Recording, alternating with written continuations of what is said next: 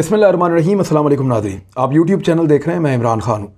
सारी ख़बरें बुरी नहीं हैं, पाकिस्तान में अच्छी ख़बरें भी हैं, लेकिन वो ख़बरें आप तक नहीं पहुँचा रहे लोग। अब मैं ये सोचता हूँ कि कभी कभी आपको जो एक मुस्बत पहलू है, जो अच्छी ख़बरें हैं, वो आप तक पहुँचाई जाएँ। आपको पता चले कि मायूसी नहीं है सिर्फ पाकिस्तान में। देखिए, महंगाई है तो वो सारी दुनिया में है, ये तो सब मानते हैं, और पूरी दुनिया के साथ पाकिस्तान में भी बढ़ी है। फिर कोरोना वायरस उसकी एक वजह था, हालात उसकी एक वजह है। गवर्नमेंट सब्सिडीज़ दे रही है, हो सकता है आने वाले दिनों में चीज़ें बेहतर हो जाएं। लेकिन पाकिस्तान के जो आदादोशुमार हैं, जो इशारिये हैं, वो बहुत बेहतर हुए हैं। जो ओवरसीज़ पाकिस्तानी हैं वो रिकॉर्ड पैसा बाहर से पाकिस्तान भेज रहे हैं। प्राइम मिनिस्टर ने जो एक ओवरसीज़ के लिए एक सहूलत फ्राहम की थी, वहाँ पर बेशुमार अकाउंट्स खुल गए हैं और बहुत सारा पैसा वहाँ पर भी जमा हो गया है। रिकॉर्ड मुनाफा पाकिस्तान की गवर्नमेंट को मिल रहा है दोनों सूरतों में, फॉरेन रेमिटेंस या ओवरसीज पाकिस्तानी जो पाकिस्तान में पैसा भेज रहे हैं वो भी, और जो उनको सहूलत प्राइम मिनिस्टर ऑफ पाकिस्तान ने फ्राहम की थी वहाँ पे भी। इसके अलावा कुछ और अच्छी खबरें हैं, सारा कुछ बुरा नहीं हो रहा। पाकिस्तान के जो रिजर्व्स हैं उनमें ठीक ठाक इजाफा हुआ है, और वो यानी अगर आप उसका मुवाजना करें PMLN के दौर से या उससे पिछले दौर से, तो उनकी निस्बत बहुत बेहतर है। PMLN जहाँ से छोड़ गई थी वहाँ से 4 गुना बढ़ चुके हैं, और पाकिस्तान ने खसारे भी काबू किए हैं। बहुत सारी चीज़ें पाकिस्तान में अच्छी भी हुई हैं। हाँ, महंगाई हुई है, उसके रीज़न हैं। जब बिजली महंगी हुई है तो उसके लिए फ्यूल से, क्योंकि बहुत बिजली बनती है पाकिस्तान में, फ्यूल महंगा हुआ तो बिजली तो महंगी होगी। LNG महंगी होगी तो बिजली तो महंगी होगी। दूसरा, जो बिजली बनाने के मंसूबे लगाए हैं उनके कॉन्ट्रैक्ट इस तरह के किए हैं PMLN की हुकूमत ने कि आपको आने वाले दिनों में मज़ीद पैसे देने पड़ेंगे। अब जब तक हमारे डैम्स नहीं बन जाते जिन पे काम हो रहा है, तब तक पाकिस्तान में सस्ती बिजली वाफर मिकदार में नहीं मिलेगी। इसके बावजूद सर्दियों में पाकिस्तान को, क्योंकि सर्दियों में पानी का फ्लो वो नहीं होता डैम्स के अंदर, तो सर्दियों में डैम्स से बिजली कम बनती है और बाकी सोर्सेज से बनानी पड़ती है। लेकिन पाकिस्तान तब मैनेज कर लेगा और ये बिजली तब सस्ती हो जाएगी। लेकिन तब तक के लिए बिजली महंगी खरीदनी पड़ेगी लोगों को, और तब तक के लिए गैस भी महंगी लेनी पड़ेगी लोगों को। ये वो सारी चीज़ें हैं जो आलमी मंडी के साथ जुड़ी हुई हैं, और पाकिस्तान में ये बढ़ रही हैं। कुछ महंगाई जो है वो बैड गवर्नेंस की वजह से है, कुछ महंगाई जो है वो इस वजह से है कि इंतज़ामिया अपना काम नहीं कर रही, कंट्रोल अच्छा नहीं है, और जो सूबाई हुकूमतें हैं वो अपना रोल तो बिल्कुल प्ले नहीं कर रही। यानी पीपल्स पार्टी की सिंध में हुकूमत है, सबसे महंगी चीज़ें वहाँ पर बिक रही हैं। क्यों? क्योंकि पीपल्स पार्टी को सूट करता है कि आटा महंगा बिके, घी महंगा बिके, दालें महंगी बिके, दूध महंगा बिके, ताकि वो गालियां दे सकें वफाकी हुकूमत को, बुरा कह सकें। हालांकि ये सूबाई सब्जेक्ट है। अगर पंजाब में चीज़ें बुरी बिक रही हैं तो ये उस्मान बुज़दार उसके लिए ज़िम्मेदार है, सिंध में मुराद अली शाह ज़िम्मेदार है, चंद चीज़ों को छोड़ के, पेट्रोल वगैरह, बिजली वगैरह, ये छोड़ के बाकी चीज़ों के लिए ये लोग ज़िम्मेदार हैं। अब 55 रुपये कीमत है आटे की फ़ी किलो की, तो इतने में मिलना चाहिए। चीनी की जो फ़ी किलो की कीमत है उतने में मिलना चाहिए। लेकिन सूबाई हुकूमतें अपना रोल प्ले नहीं करती हैं और जानबूझ के वफाक पे डालती हैं। सबसे महंगा आटा कहाँ मिलता है? सिंध में। सबसे महंगी जो है वो गंदम भी आपको सिंध में मिलेगी, सबसे महंगी चीनी भी आपको सिंध में मिलेगी, सबसे महंगा दूध भी आपको सिंध में मिलेगा। क्यों? वजह यह है कि वो इसको डालते हैं इमरान खान के खाते में, हालांकि ये मुराद अली शाह साहब की जिम्मेदारी है। बहरहाल ये चीज़ें चलती रहेंगी। कुछ अच्छी खबरें हैं वो आप तक पहुँचाते हैं। नंबर 1, वजारत तजारत ने कुछ आदाद शुमार जारी किए हैं। उनके मुताबिक पाकिस्तान के 8 शोबों में वैल्यू एडेड टेक्सटाइल की बरामदात में 2021-22 के पहले 4 महीनों में 28.67% इजाफा देखा गया है। इतना इजाफा अगर कोई करे इंडस्ट्री तो ये बहुत बड़ा इजाफा होता है। वैल्यू एडेड सर्विसेज क्या होती हैं, या प्रोडक्ट्स क्या होती हैं, या बरामदात क्या होती हैं, मैं आपको बता देता हूं।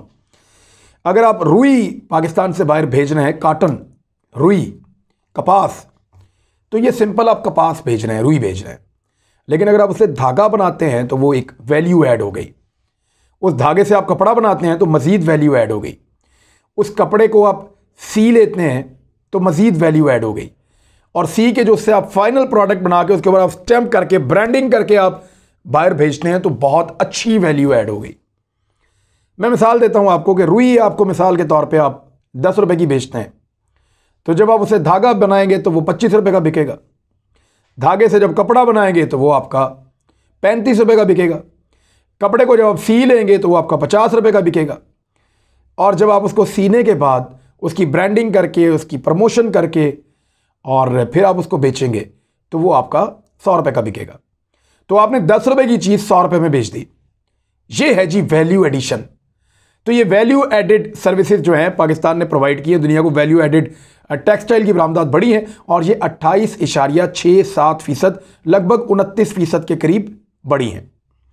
इन शोबों में नमूने जो बढ़ोतरी हुई है इन शोबों में, उससे दीगर तमाम शोबों से मजमूई बरामदात में इजाफे में अहम किरदार अदा किया है। ये मजमूई तौर पर 8 मसनूआत की बरामदात जुलाई से अक्टूबर के दरमियान 5 अरब 63 करोड़ 20 लाख डॉलर तक पहुंच गई, जो गुज़िश्ता सालों में इन्हीं महीनों में काफ़ी कम थी। यानी ये 28.67% इसमें इजाफा हुआ है। इसमें मर्दों के मलबूसात की मसनूआत हैं, घरेलू टेक्सटाइल है, कॉटन फैब्रिक है, कपड़ा है, चावल की मसनूआत जो हैं, यानी चावल आपका एक तो रॉ होता है जो आप निकालते हैं, फिर उसके बाद उसको पॉलिश करते हैं, उसको बेहतर बनाते हैं, उसकी अच्छी पैकिंग होती है। तो ये चावल है, कॉटन यार्न है, जर्सी है और ख़वातीन के मलबूसात हैं। इनकी बरामदात में इस वक्त रिकॉर्ड इजाफा किया है पाकिस्तान ने। अदाद-ओ-शुमार के मुताबिक अमेरिका, बरतानिया और चीन माली साल 2022 के पहले 4 महीनों के दौरान पाकिस्तान की बरामदात में सरे फहरिस्त रहे हैं।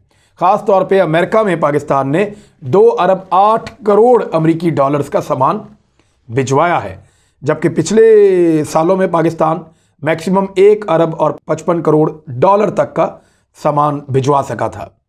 तो पाकिस्तान ने बड़ी अच्छी कारकर्दगी दिखाई है एक्सपोर्ट्स में। तो लगभग ये जो पहले 4 महीने हैं, अभी 8 महीने और पड़े हुए हैं, तो यहाँ पाकिस्तान ने 9.44 अरब डॉलर्स की बरामदात कर दी हैं।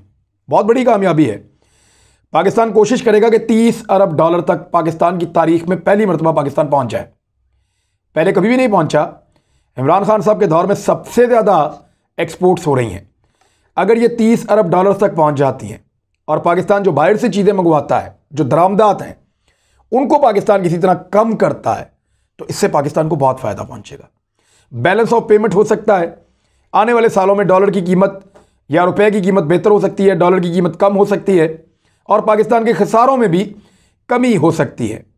दूसरी जानिब पाकिस्तान ने भारत को एक बड़ा तगड़ा जवाब दिया है, वो भी आपको यहाँ बताना ज़रूरी है कि भारत ने जो मज़ीद फ़ौजी तैनात किए हैं मकबूजा कश्मीर के इलाकों में, उस पर पाकिस्तान ने तशवीश का इजहार करते हुए कहा है कि इजाफी दस्तों की तैनाती कश्मीरियों पर मज़ालिम में इजाफे का बाइस बनेगी और मकबूजा कश्मीर में मज़ीद भारतीय फ़ौजियों की तैनाती पर हमें गहरे तहफ़्फ़ुज़ात हैं। भारतीय काबिज़ अफ़वाज ने कश्मीरियों पर नाकाबिल तसव्वुर मज़ालिम किए हैं। मज़ालिम में पैलेट गन्स का इस्तेमाल, मावराए अदालत कत्लेआम, जबरी गुमशदगियाँ, तशद्दुद और ज़ेर हिरासत अमवात तक शामिल हैं। तो पाकिस्तान ने जो डोजियर फ्राहम किया है, एक और डोजियर पे पाकिस्तान काम कर रहा है।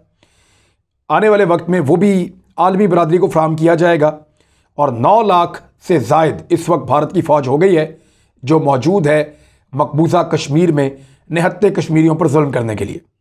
एक और चीज़ बड़ी अजीब हुई है गुज़िश्ता चंद दिनों से। श्रीनगर से एक फ़्लाइंग सर्विस शुरू की है इंडिया ने जो शारजा जाती है। अब क्योंकि कश्मीर एक मकबूजा इलाका है, एक मुतनाज़ टेरिटरी है, तो यहाँ से पाकिस्तान भारत को इजाज़त नहीं दे सकता। हमारी ये खारजा पॉलिसी के ख़िलाफ़ है कि यहाँ से तैयारे उड़ें और वो किसी भी मुसलमान मुल्क में या दुनिया के किसी और मुल्क में चले जाएं। हाँ, भारतीय तैयारे मखसूस हालात में पाकिस्तान से परमिशन लेकर पाकिस्तान की फ़िज़ाई हदूद को इस्तेमाल कर सकते हैं कमर्शली, और उसके लिए SOPs बने हुए हैं।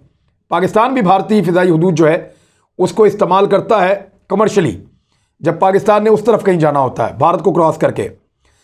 लेकिन यहाँ पे एक चीज़ बड़ी क्लियर है कि मकबूजा कश्मीर के इलाके से पाकिस्तान कोई फ़्लाइट कभी भी उड़ने नहीं देगा और उसको पाकिस्तान की फ़िज़ाई हदूद में तो बिल्कुल नहीं आने देगा, क्योंकि वो एक मुतनाज़ इलाका है।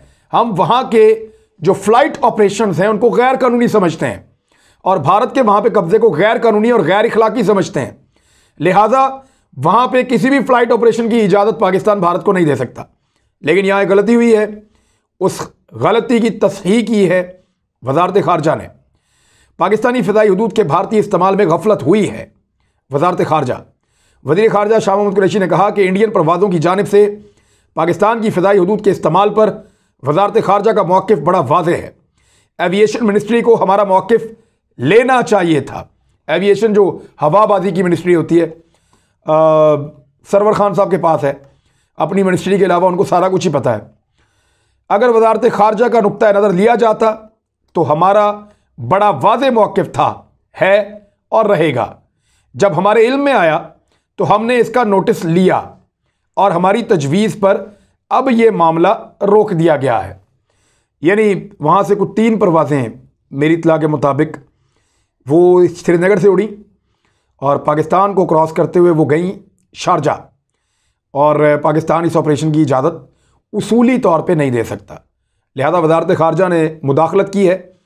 सिविल एविएशन को बताया गया कि आपको हमसे राय लेनी चाहिए थी, आपने ये गलत किया है, और ये कोई टेक्निकल मिस्टेक हो सकती है क्योंकि पाकिस्तान का ये मौक़िफ़ बड़ा क्लियर है। तो अब ये परवाज़ें रोक दी गई हैं। भारत कोई भी परवाज़ कश्मीर से उड़ाए और पाकिस्तान को वो क्रॉस करे, ये पाकिस्तान अब नहीं होने देगा। दूसरी एक और इम्पॉर्टेंट चीज़ ये है कि ईवीएम के ऊपर एक पड्डा पड़ गया, इलेक्ट्रॉनिक वोटिंग मशीन।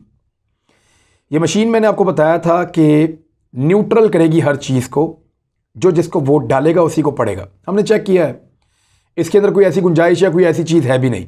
अब ईवीएम के बारे में जो जानना चाहते हैं लोग, वो मेरा एक पूरा इस पर एक वीलॉग है, ये मैं लिंक आपको दे रहा हूँ, आप इसको देख लें और इसको आप देख सकते हैं। ईवीएम इमरान खान वीलॉग आप लिखेंगे तो आपको मिल जाएगा।